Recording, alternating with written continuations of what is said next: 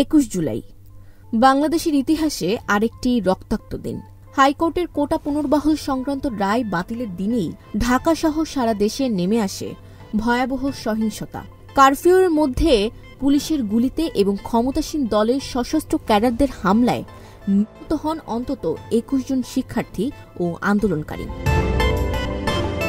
এর মাত্র দুদিন আগে 19 জুলাই রাতে কোটা আন্দোলনের অন্যতম নেতা নাহিদ ইসলামকে খিলগাঁওয়ের নন্দীপাড়া থেকে তুলে নেওয়া হয়। নৃশংস নির্যাতনের পর 21 জুলাই রাস্তার পাশে ফেলে রাখা হয়। তার শরীর জুড়ে রক্ত জমাট, আঘাতে নীল তামাটে হয়ে যাওয়া দাগ। 21 জুলাই ভোরে প্রধানমন্ত্রী শেখ হাসিনা বৈঠক করেন সেনাবাহিনী, পুলিশ ও শীর্ষ প্রশাসনের সঙ্গে। এরপরেই সকাল 10টায় আপিল বিভাগ বাতিল করে দেয় হাইকোর্টের বিতর্কিত রায়। নতুন রায়ে সরকারি চাকরিতে 7% কোটা বহাল রাখার কথা জানানো হয়। 5% মুক্তিযোদ্ধা পরিবারের জন্য, 1% ক্ষুদ্র জাতিগোষ্ঠী, 1% প্রতিবন্ধী ও তৃতীয় লিঙ্গের জন্য, বাকি 93% থাকবে মেধাভিত্তিক। রায়কে স্বাগত জানায় বৈষম্য বিরোধী ছাত্র আন্দোলন। তারা শাটডাউন কর্মসূচি স্থগিত করে, তবে দেয় 48 ঘণ্টার সময়সীমা।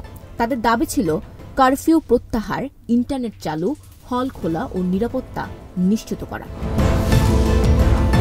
কিন্তু এরই মাঝে ঢাকা, নারায়ণগঞ্জ, চট্টগ্রাম জ্বালাও পোড়াও, সংঘর্ষ আর গুলির শহর হয়ে ওঠে। 21 জুলাই সন্ধ্যার পর নিহতদের নাম প্রকাশ বন্ধ করে দেয় ঢাকা মেডিকেল।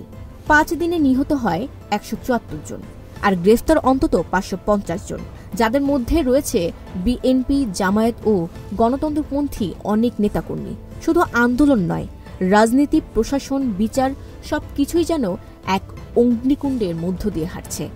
এই কি তবে গণতন্ত্রের মুখ? Desk report, news flash 71।